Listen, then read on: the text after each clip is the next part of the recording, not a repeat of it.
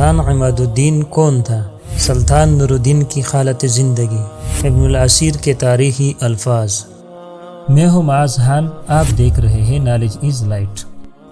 ایک طرف مرکز اسلام میں پوری قوت سے تصنیفی و تعلیمی کام ہو رہا تھا اور بعض عظیم شخصیتیں اصلاح و تربیت میں مشغول تھی، دوسری طرف پورے عالم اسلام پر خطرے کے بادل منڈلا رہے تھے اور مسلمانوں کی ہستی اور نفس اسلام کا وجود زد میں تھا۔ سلجوقی سلطنت کے زوال اور اسلامی سلطنت کی شمالی سرحدوں کی کمزوری کی وجہ سے یورپ میں قسمت آزمائی کا خیال پیدا ہوا۔ اسی عرصے میں اس کو راہب پیتروس کی صورت میں ایک ایسا خطیب اور مذہبی واعظ مل گیا جس نے ساری مسیحی دنیا میں اپنی آتش نوائیوں سے آگ لگا دی اور ایک سرے سے دوسرے سرے تک مذہبی جنون کی ایک لہر پیدا کر دی۔ اس کے علاوہ وسیع و زرخیز اسلامی مملکت پر حملہ کرنے کے اور بھی متعدد سیاسی و معاشی اسباب و محرکات جمع ہو گئے، جنہوں نے صلیبی حملوں میں دینی و دنیاوی کشش اور ترغیب پیدا کر دی۔ بہرحال 409 ہجری میں صلیبیوں کے پہلے لشکر نے شام کی طرف کوچ کیا۔ 2 سال کے عرصے میں صلیبیوں کے لشکر نے الریحہ اور ولایت انطاکیہ کے بڑے شہروں، بہت سے قلعوں اور حلب پر قبضہ کر لیا۔ 492 ہجری بمطابق 1099 عیسوی میں صلیبی مبارزوں نے یروشلم بیت المقدس کو فتح کر لیا اور چند سال کے اندر ملک فلسطین کا بڑا حصہ یعنی ساحل شام پر انترتوس، حق طرابلس اور شرق صلیبیوں کے تصرف میں آ گیا۔ داخلہ بیت المقدس کے موقع پر فتح کے نشے میں سرشار ہو کر مجبور مسلمانوں کے ساتھ جو سلوک کیا، اس کا ذکر ایک ذمہ دار مسیحی مورخ ان الفاظ میں کرتا ہے۔ بیت المقدس میں فاتحانہ داخلے پر صلیبیوں نے ایسا قتل عام مچایا کہ بیان کیا جاتا ہے کہ ان صلیبیوں کے گھوڑے جو مسجد عمر سوار ہو کر گئے گھٹنوں گھٹنوں خون کے چشموں میں ڈوبے ہوئے تھے۔ بچوں کی ٹانگیں پکڑ کر ان کو دیوار سے دے مارا گیا۔ یہودی کل کے کل اپنے ہیکل معبد میں زندہ جلا دیے گئے۔ پھر ایک خونریز قتل عام شروع ہوا۔ مردوں، عورتوں اور بچوں کے جسم ٹکڑے ٹکڑے اور ریزہ ریزہ کر دیے گئے۔ ان کی لاشوں کے ٹکڑوں اور کٹے ہوئے اعضاء کے ڈھیر لگے تھے۔ بالآخر یہ صفاقانہ قتل عام اختتام کو پہنچا۔ شام و فلسطین میں مستقل 4 عیسائی ریاستیں قدس، انطاکیہ، طرابلس اور یافا کی قائم ہو چکی تھی۔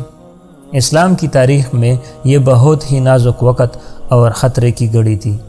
یہ دوسرا موقع تھا کہ اسلام کا وجود خطرے میں تھا۔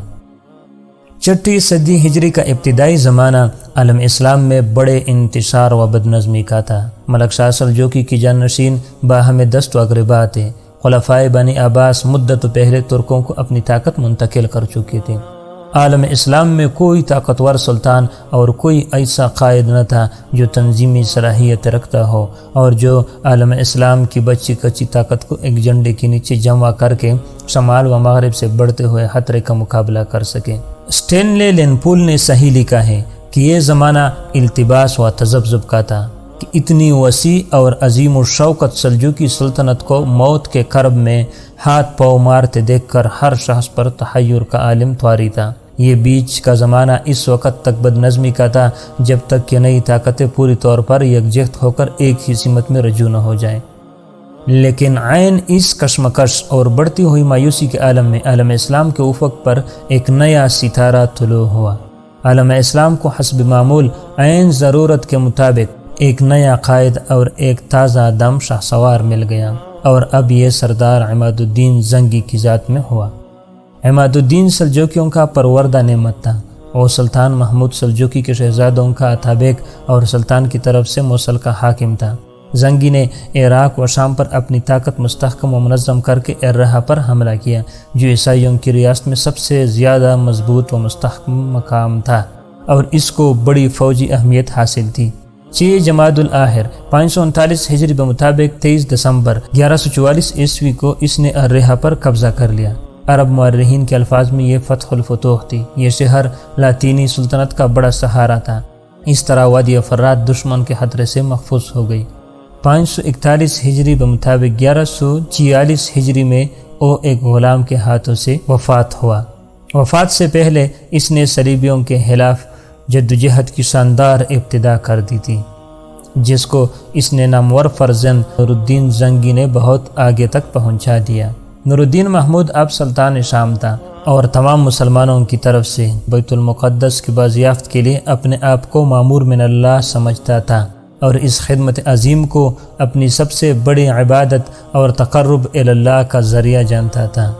559 ہجری میں او قلعہ حارم پر قابض ہوا، جو ایک مضبوط شمالی سرحدی قلعہ تھا۔ ادھر اس نے مصر فتح کر کے عیسائیوں کو دو طرف سے محصور کر لیا۔ لین پول لکھتا ہے نور الدین سلطان شام کے پس سالار صلاح الدین کا رودینیل پر قابض ہو جانا یہ معنی رکھتا تھا کہ یروشلم کی مسیحی سلطنت ایک چری ہوئی لکڑی کے بیچ میں آ گئی تھی، دونوں طرف سے وہ دب رہی تھی اور دونوں طرف جو چیز اس سے بینچ رہی تھی وہ ایک ہی طاقت کے دو لشکر تھے۔ دمیات اور سکندریہ کی بندرگاہوں پر قابض ہو جانے سے مسلمانوں کا قبضہ ایک جہازی بیڑے پر بھی ہو گیا۔ نور الدین نے تقریباً فلسطین کے پورے علاقے کو دشمن سے صاف کر دیا۔ مسلمان مورخ سلطان نور الدین کے عدل، دیانت و تقوی، جس انتظام، شرافت نفس، محامد اخلاق اور جذبہ جدوجہد کی تعریف میں رطب اللسان ہے اور وہ اپنے نام کی طرح ان سب کا ممدوح و محمود ہے۔ ابن جوزی جو سلطان کے معاصر ہے، اپنی مشہور تاریخ المنتظم میں لکھتے ہیں نور الدین نے سرحدوں پر جدوجہد کیا اور دشمن کے قبضے سے کچھ اوپر 50 شہر آزاد کیے۔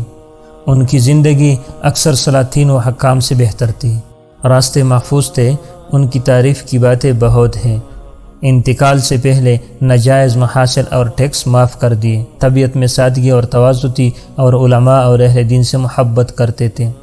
تاریخ الکامل کے نامور مصنف ابن الاسیر نے ان کے متعلق یہاں تک لکھا ہے کہ میں نے گزشتہ سلاطین کی زندگی اور حالات کا مطالعہ کیا ہے۔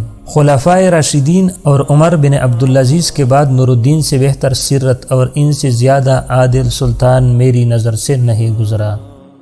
سلطان نور الدین کی وفات کے وقت ابن الاسیر کی عمر 14 سال کی تھی، اس لیے ان کی روایت اور شہادت خاص وقت رکھتی ہے۔ وہ سلطان مرحوم کی سیرت و اخلاق بیان کرتے ہوئے لکھتے ہیں وہ صرف اپنی اس جائیداد کی آمدنی سے کھاتے پہنتے تھے جو انہوں نے مال غنیمت میں اپنے حصے کو فروخت کر کے خریدی تھی۔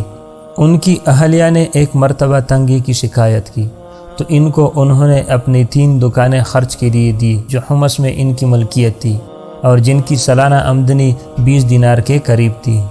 جب بیوی نے اس کو کم سمجھا تو انہوں نے کہا کہ اس کے علاوہ میرے پاس کچھ نہیں ہے اور جو کچھ تم میرے پاس دیکھتی ہو وہ سب مسلمانوں کا ہے۔ میں محض خزانچی ہو، میں اس امانت میں خیانت کر کے تمہاری خاطر جہنم میں جانا گوارا نہیں کر سکتا۔ اور رات کو بڑی عبادت کرتے، ان کے اوراد و اذکار مقرر تھے، حنفی فقہ کے عالم تھے لیکن تعصب سے بری تھے۔ عدل و انصاف کا یہ حال تھا کہ اپنی وسیع سلطنت میں انہوں نے کوئی محصول اور چنگی باقی نہیں رکھی۔ مصر و شام، جزیرے موصل، سب جگہ اس کو موقوف کر دیا۔ شریعت کا بڑا ادب کرتے تھے اور اس کے احکام کی تعمیل کرتے۔ ایک شخص نے ان کو عدالت میں طلب کیا، وہ حاضر ہو گئے اور قاضی کو کے خلاف بھیجا کہ میں عدالت میں حاضر ہو رہا ہوں، میرے ساتھ کوئی امتیازی سلوک نہ کیا جائے۔